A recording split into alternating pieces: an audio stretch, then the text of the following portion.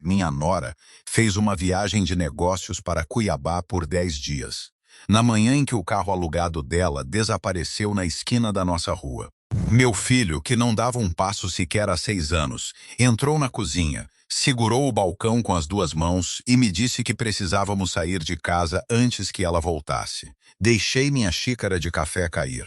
Antes de entrarmos de vez na história, posso lhe pedir um pequeno favor? Se você tocar no botão Hype em forma de estrela logo abaixo do vídeo, vai ajudar este relato a chegar a muito mais pessoas. E se puder, inscreva-se também. Seu apoio é de coração e significa muito para nós. Ele se estilhaçou no azulejo. Nenhum de nós olhou para baixo. Meu nome é Geraldo Holanda. Tenho 67 anos. Sou ex-bombeiro da comarca de Petrópolis, Goiás. E o que estou prestes a contar é a história de como a coisa mais perigosa que já enfrentei não foi um prédio em chamas. Era a mulher que morava sob meu teto. Começou numa terça-feira no final de outubro. Minha nora, Diana, vinha planejando essa viagem há meses. Uma conferência de vendas farmacêuticas, disse ela. Goiânia para Cuiabá. 4 voos de conexão. 10 dias em um hotel de centro de convenções. Ela já tinha sua bagagem alinhada na porta 2 dias antes. Malas combinando na cor creme, cada uma com iniciais douradas, DCH, Diana Carolina Holanda. Ela pegou o sobrenome do meu filho como pegou tudo o resto que pertencia a ele. O nome do meu filho é Caio. Ele tem 42 anos. 6 anos atrás ele era treinador de futebol brasileiro em um colégio no comarca de Chatham. O tipo de homem que poderia comandar 60 adolescentes com nada além de uma voz baixa e um olhar fixo. Ele treinou 4 campeonatos regionais consecutivos. Pais vinham de 3 condados para que seus filhos jogassem para ele. Ele era grande, seguro e cheio de direção. O tipo de homem que as pessoas naturalmente seguiam. Então veio o acidente. Numa noite chuvosa de novembro, na rodovia 17, uma caminhonete passou o sinal vermelho e bateu a porta do lado do motorista de Caio a 50 km por hora. Quando os paramédicos o tiraram dos destroços, o cirurgião de trauma nos disse que sua medula espinhal havia sido comprimida, não cortada, comprimida na vértebra T10. O médico do pronto-socorro usou a palavra temporário. Ele disse que, com a reabilitação adequada, Caio pode esperar uma recuperação motora significativa em 12 a 18 meses. Essa foi a última vez que ouvi a palavra temporária usada sobre a condição do meu filho. Diana assumiu o controle de tudo em 72 horas. Ela trouxe o especialista particular de Belo Horizonte, um homem quieto com um aperto de mão suave e um cartão de visita que listava 3 conselhos médicos.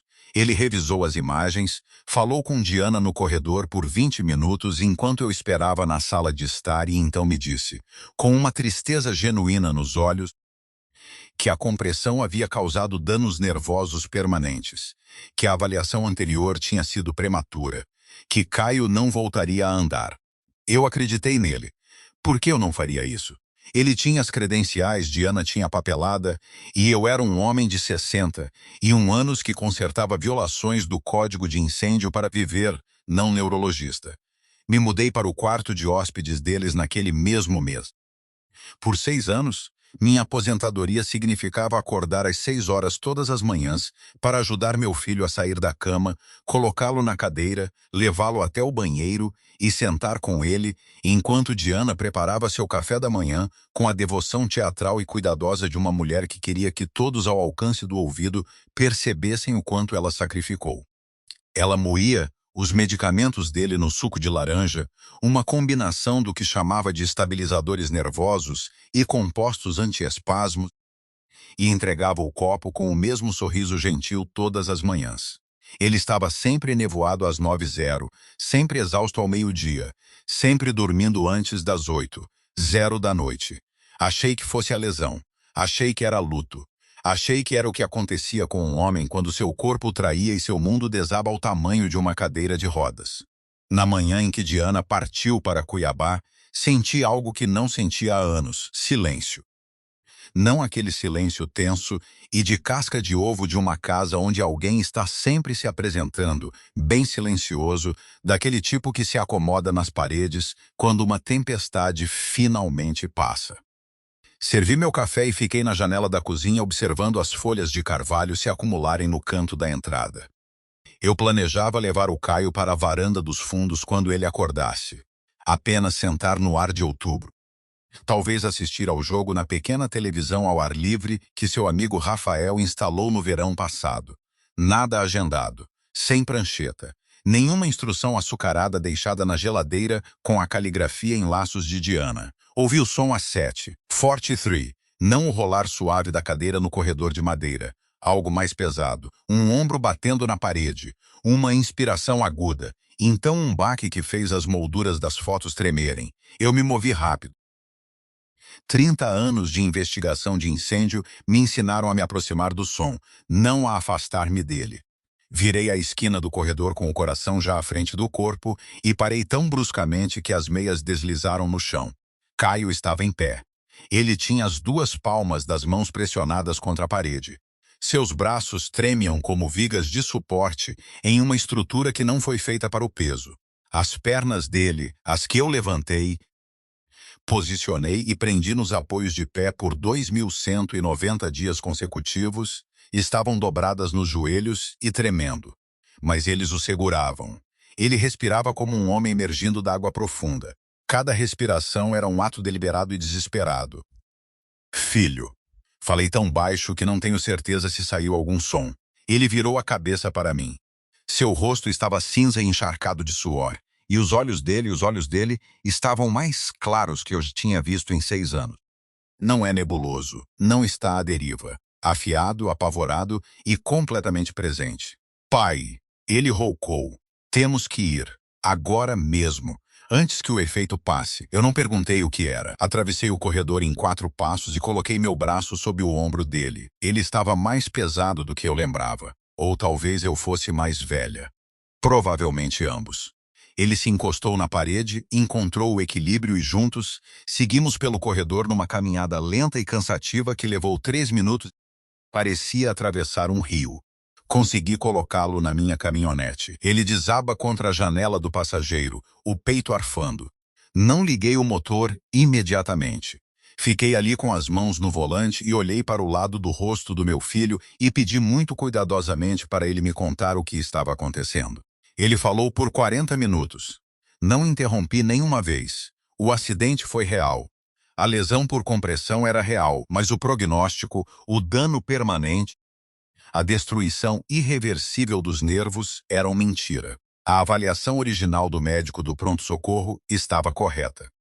De 12 a 18 meses de reabilitação direcionada. Isso era tudo que Caio precisava. Diana sabia disso antes do primeiro especialista, que já instalou o medidor no hospital. Ela já estava em contato com o Dr. Emmett Faria, consultor de Belo Horizonte, há 3 semanas antes do acidente. Caio descobriu isso por acaso há 18 meses em uma pasta de armazenamento, na nuvem, que ela havia compartilhado acidentalmente no tablet conjunto deles. Ele tinha visto e-mails, datas que não batiam, transferências bancárias que não reconhecia. E então ele viu seu próprio nome no assunto de uma mensagem de uma corretora de seguros que ele nunca tinha ouvido falar. Ele não disse nada. Ele ainda estava fortemente medicado naquele momento, nadando entre a coerência, incapaz de confiar em sua própria percepção. Ele me disse que houve semanas inteiras em que ele não conseguia ter certeza do que era real. Ele achava que poderia estar perdendo a cabeça. Então ele esperou. Ele a estudou. E há 23 dias, ele começou a colocar o remédio da manhã debaixo da língua e cuspir no ralo do banheiro assim que ela saiu do quarto. A névoa se dissipou lentamente, como um céu após uma longa chuva. À noite, enquanto Diana dormia, ele se arrastava da cama até o chão e forçava as pernas a suportar peso, 1 centímetro de cada vez.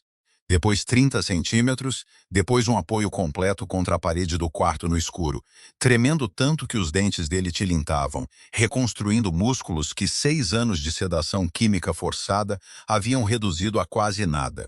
Ele estava esperando o dia em que ela sairia de casa. Segurei o volante até o couro amassar sob minhas mãos. A raiva que senti não era do tipo quente e explosivo. Era do tipo lento, estrutural, aquele que se espalha por um prédio antes que as paredes caiam. Eu conhecia esse tipo de raiva. Passei minha carreira aprendendo a respeitá-la.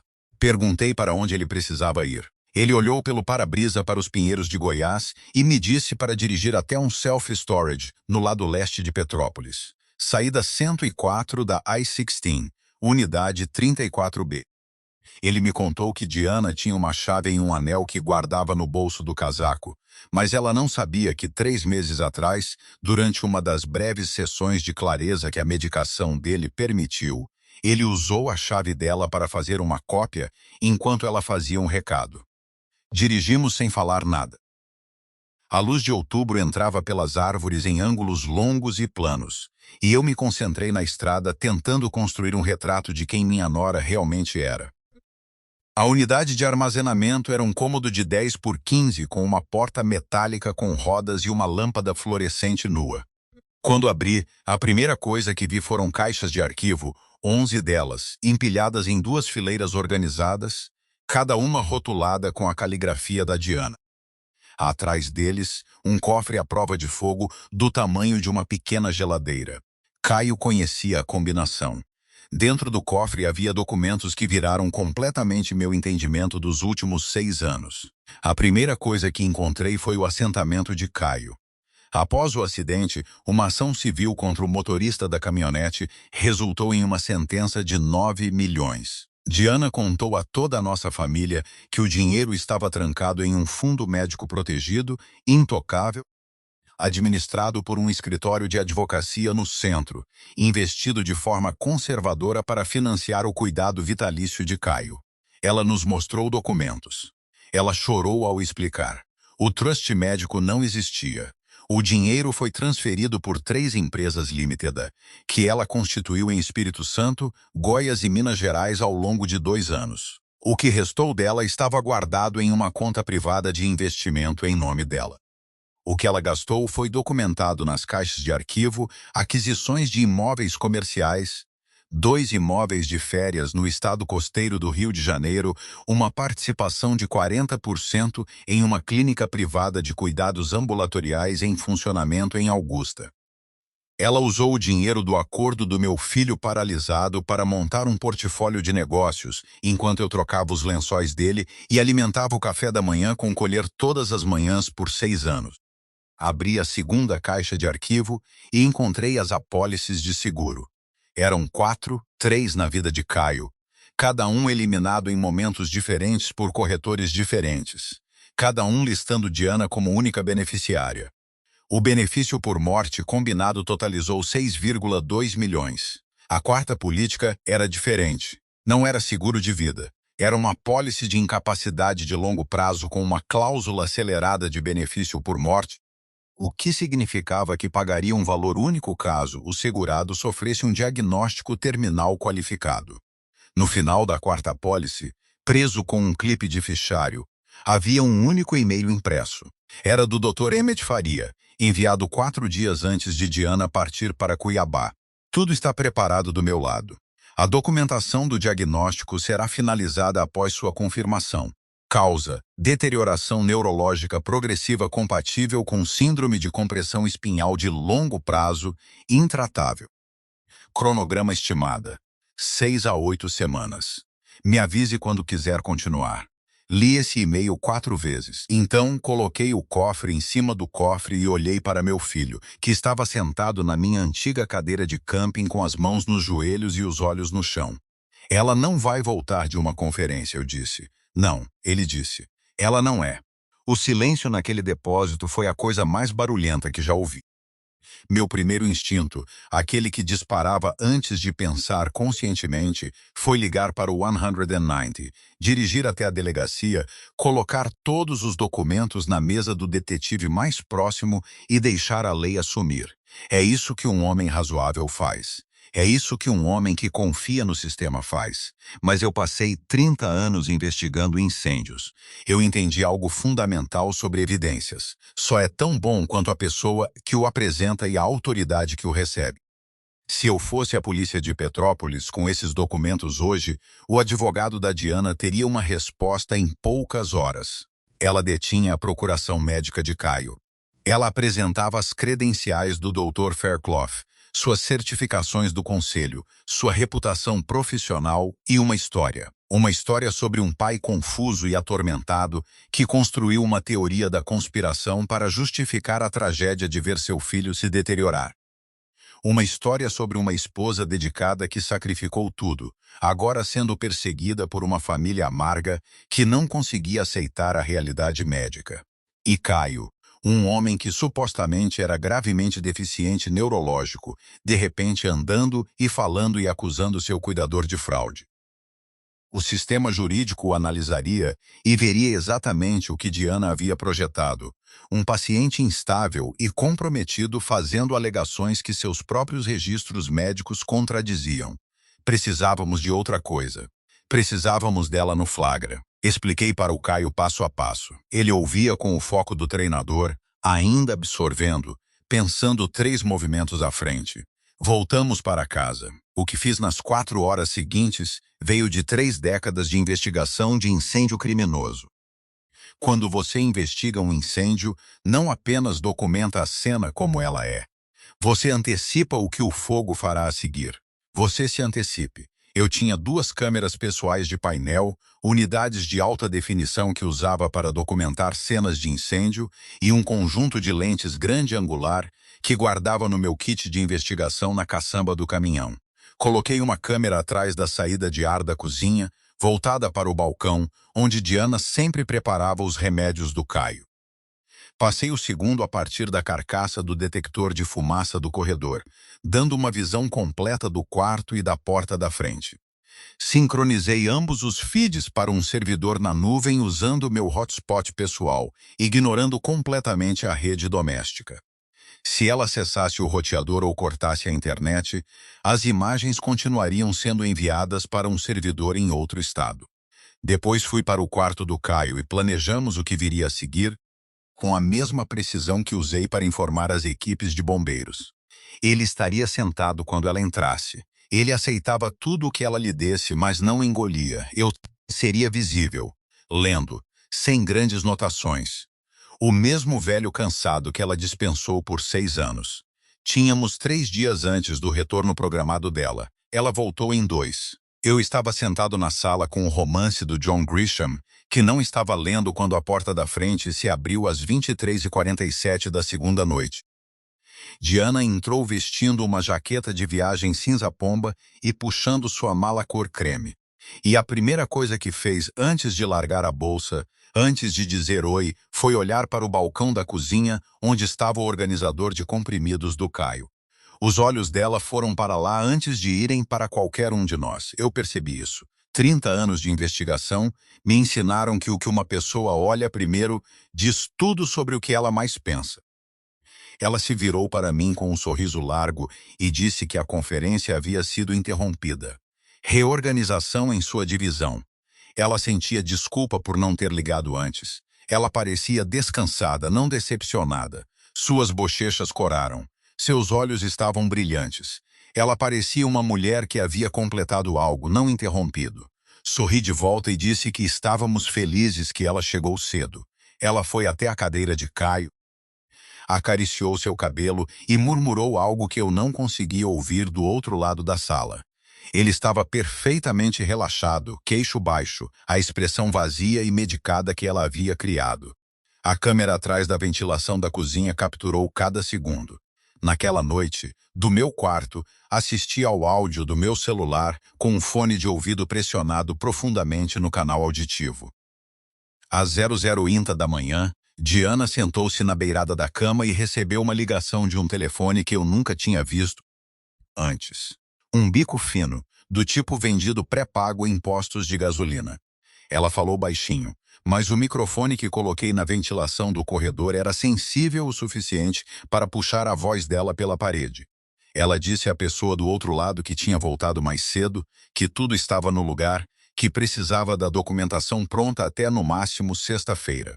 Então ela disse, vamos só terminar. Já esperei tempo demais. Fiquei sentado no escuro com aquela frase pressionando meu externo como uma mão. Eu não dormi. Às 4 da manhã levantei e coloquei minhas botas e meu casaco e saí pela porta dos fundos para a fria noite de Goiás.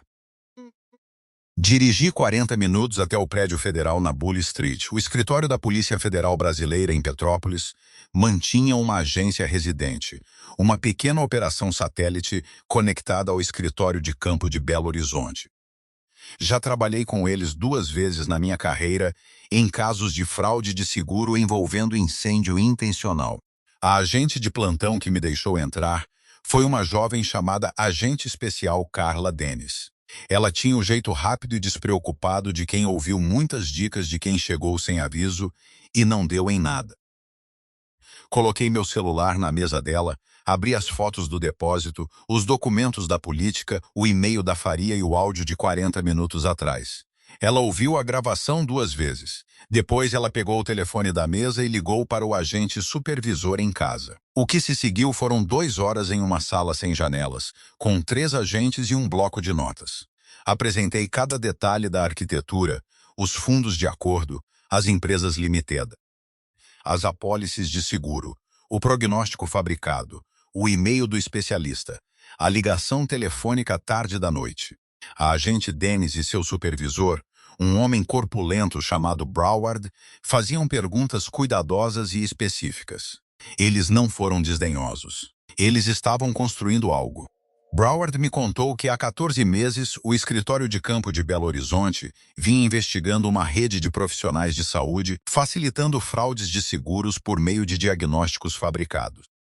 Eles tinham os padrões financeiros. Eles tinham registros de óbitos suspeitos. O que eles não conseguiram garantir foi uma comunicação gravada direta entre o co-conspirador médico e o beneficiário confirmando a intenção antes do ato. Eu tinha acabado de entregar aquela gravação, mas não era suficiente para uma acusação federal que se mantivesse. Um bom advogado de defesa chamaria isso de ambíguo. Ela nunca usou a palavra morte, matar ou diagnosticar. Ela disse, faça isso. E ela disse que já tinha esperado tempo suficiente. Eram frases, não confissões.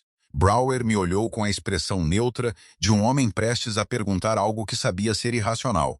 Ele me disse que eu precisava voltar, que precisava deixá-la prosseguir o suficiente para cometer o ato, que agentes da Polícia Federal teriam a casa coberta de veículos, veículos em ambas as extremidades da rua, uma equipe tática a 2 quarteirões dali, uma unidade médica estacionada no quartel de bombeiros na esquina, mas eu não podia intervir quando ela administrou o que havia preparado. Os agentes precisavam recuperar a substância do corpo dele e documentar a tentativa em tempo real. Tenho 67 anos. Já tirei corpos de prédios. Já disse aos pais que seus filhos não estavam voltando para casa. Já sentei com viúvas em estacionamentos e li relatórios de seguro que reduziram vidas humanas a itens de linha. Essa foi a coisa mais difícil que alguém já me pediu para fazer. Dirigi para casa no cinza antes do amanhecer e fiquei muito tempo na caminhonete na garagem. Depois entrei, tirei as botas e deitei na cama do meu quarto de hóspedes, ficando olhando para o teto até a luz do dia entrar pelas cortinas. O dia e meio seguinte passou do jeito que o tempo passa antes que algo irreversível acontecesse. Muito lento e rápido demais ao mesmo tempo. Diana se movia pela casa com uma energia especial, focada, eficiente, sorrindo nos momentos certos e silenciosa em outros. Ela preparava as refeições de Caio. Ela ajustou a posição dele na cadeira.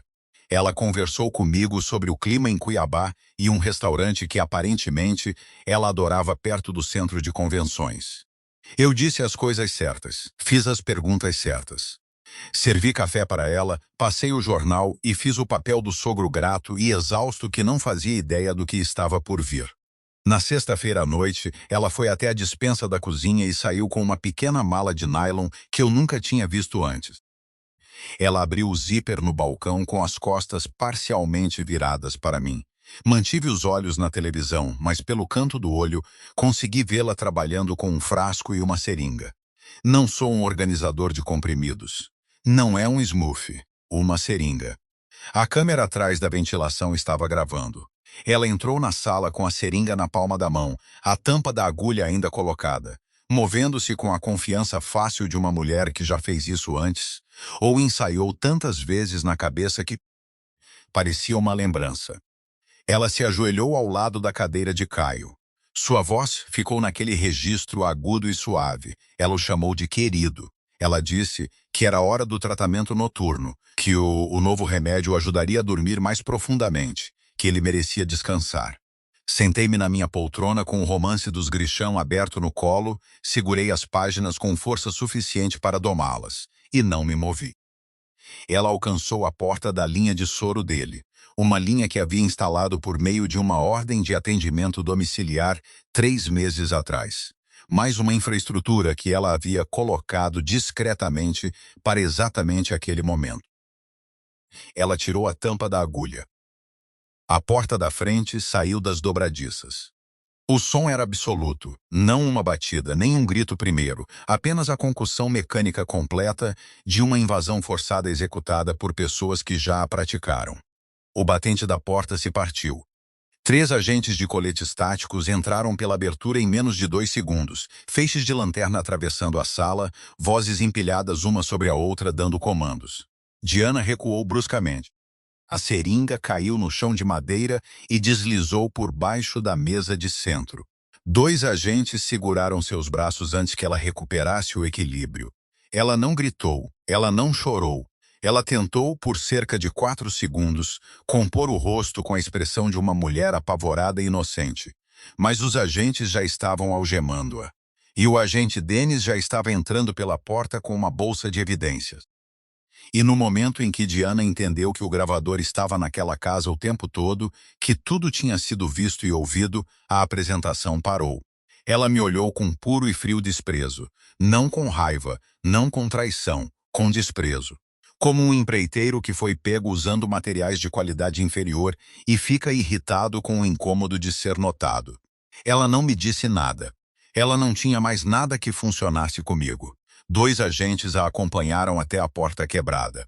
Atravessei a sala até meu filho.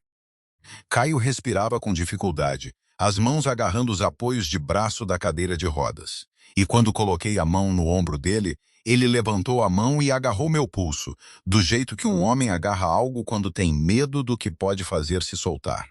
Ela se foi, eu disse a ele. Ele assentiu uma vez. Sua mandíbula estava tensa.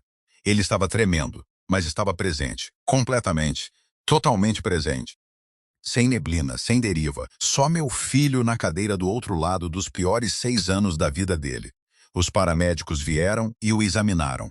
A seringa foi coletada e enviada para análise. O agente Dennis me guiou pelos próximos passos com um tom clínico, mas não cruel. O Dr. Emmett Faria foi preso em seu consultório em Belo Horizonte na mesma hora. Mais 2 associados da rede de fraudes foram detidos antes da manhã. Diana foi acusada em nível federal, tentativa de homicídio, fraude de seguro, fraude eletrônica, conspiração, prisão ilegal. O advogado dela entrou com as moções esperadas. Nenhum deles acertou. As gravações, a documentação, as evidências físicas e o acordo de cooperação da doutora Faria tornaram sua defesa em grande parte simbólica. Ela foi condenada por todas as acusações 14 meses depois. O juiz a condenou a 38 anos, sem possibilidade de liberação antecipada. Sentei na terceira fileira daquele tribunal e assisti o oficial de justiça acompanhá-la até a saída. E senti algo que não senti há muito tempo. Nada. O nada limpo e vazio de algo realmente terminado. O caminho de volta para Caio não foi fácil nem rápido, e quero ser honesto sobre isso, porque acho que as histórias devem às pessoas a verdade sobre como realmente é a recuperação. Demorou 3 meses até que ele conseguisse andar o corredor sem ajuda, 6 meses até conseguir subir escadas. 1 ano antes de voltar para o colégio, não para treinar, ainda não, mas para sentar nas arquibancadas, assistindo seu ex-assistente comandar um jogo de sexta-noite. Os jogadores descobriram que ele estava lá no intervalo. 32 deles subiram para as arquibancadas e ficaram ao redor dele em semicírculo. Esses jovens enormes de camisa suja, sem saber o que dizer. Caio olhou para eles e disse: "Garotos, é bom estar de volta." Eles venceram o jogo por 2 touchdowns. Tenho 67 anos. Passei 30 anos investigando incêndios. E o que aprendi, o que nunca muda, não importa quantas cenas você jogue, é que os incêndios mais destrutivos não são aqueles que começam alto.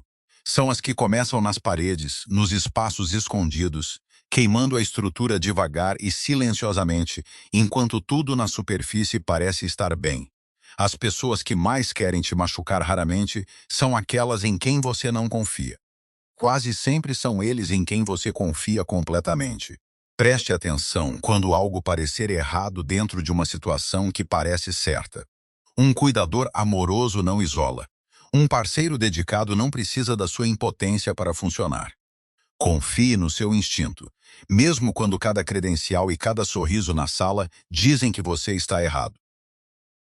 E se você algum dia se pegar vivendo dentro do design cuidadoso de outra pessoa, saiba que a verdade tem um jeito de encontrar sua própria saída, mesmo quando todas as portas estão trancadas. Você já percebeu que alguém em quem confiava não era quem acreditava ser?